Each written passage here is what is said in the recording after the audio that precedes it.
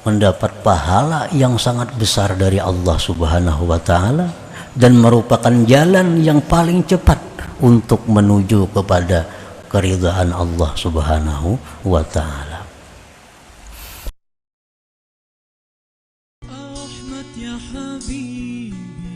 Jangan lupa tonton, subscribe, like, and share.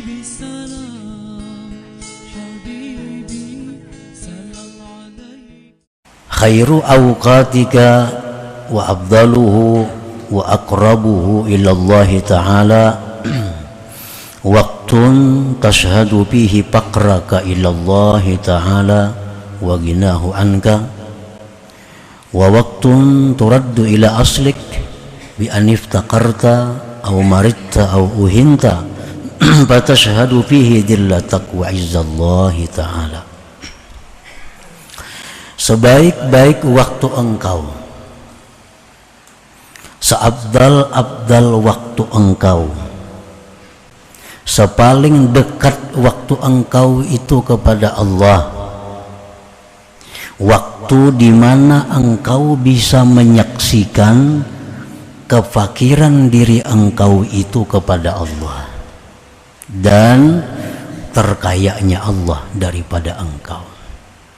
Itu waktu yang paling mulia. Nah, waktu yang paling afdal, waktu yang paling baik yang ada pada kita.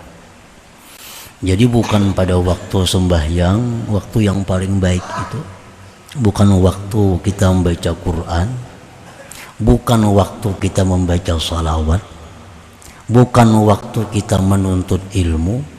Tetapi waktu yang paling baik bagi kita itu adalah waktu di mana kita melihat diri kita ini berhajat kepada Allah.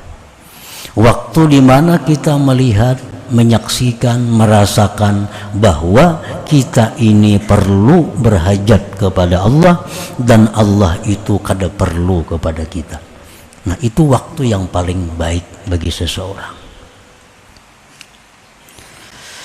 Nah, para muhibbin rahimakumullah, dan waktu di mana engkau dikembalikan kepada asal engkau,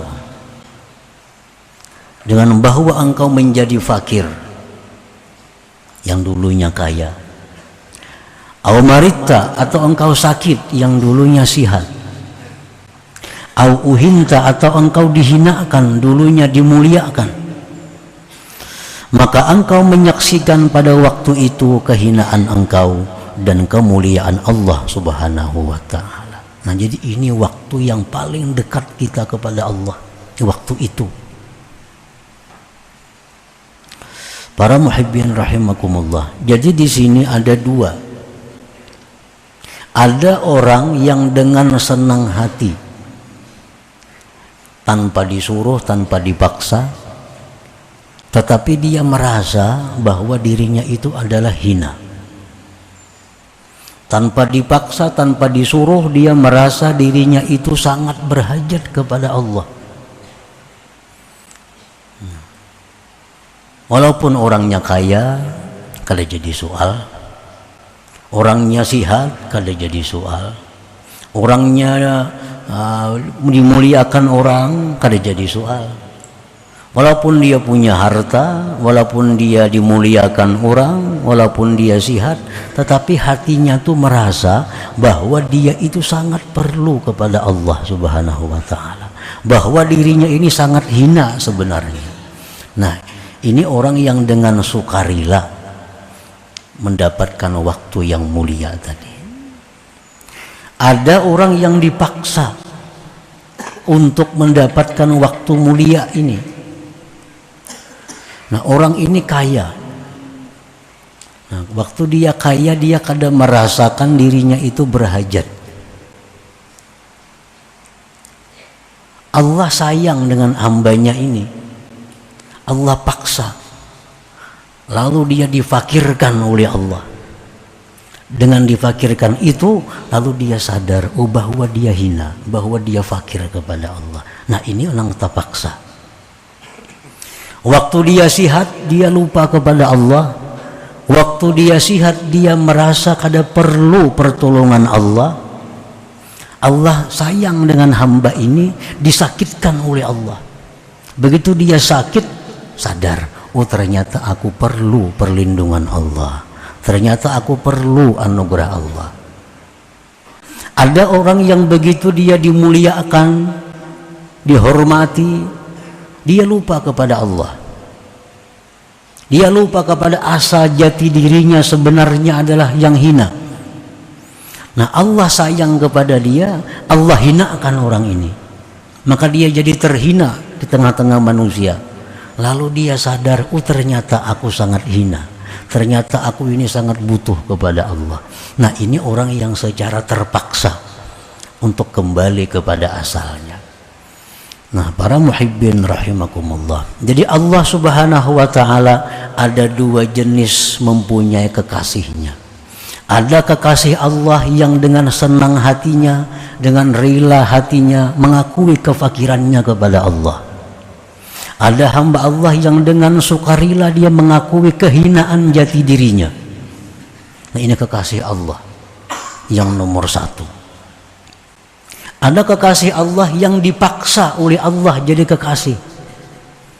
Nah, iya macam tadi. Waktu dia kaya, dia kada sadar bahwa dia itu sebenarnya adalah fakir, tetapi dikayakan oleh Allah.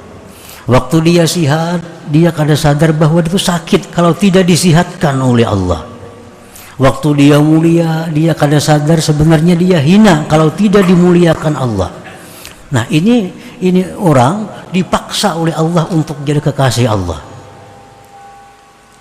Nah, para muhibbin rahimakumullah, tinggal kita yang memilih hendak jadi terpaksakah atau jadi yang sukarela. Kalau kita hendak jadi sukarela, jadi kekasih Allah, nah sebelum Allah mengembalikan kita kepada asal kita, kita sadar. Nah, kita sadar, jangan sampai ditarik Tuhan harta hanya sadar, jangan sampai. Jangan sampai ditarik Tuhan kesehatan hanya sadar, jangan. Jangan sampai ditarik Tuhan kemuliaan hanya sadar, jangan. Tapi di waktu kita kaya, di waktu sihat, di waktu mulia, kita sadar jati diri kita adalah sebenarnya hina. Sebenarnya adalah perlu kepada Allah Subhanahu wa ta'ala. Nah, para muhibbin rahimakumullah, jadi itulah waktu yang paling dekat diri kita kepada Allah pada waktu itu. Waktu kita ini merasakan jati diri kita sebenarnya adalah kita ini orang yang lemah, orang yang hina, orang yang miskin, orang yang sakit. Nah, di waktu kita menyaksikan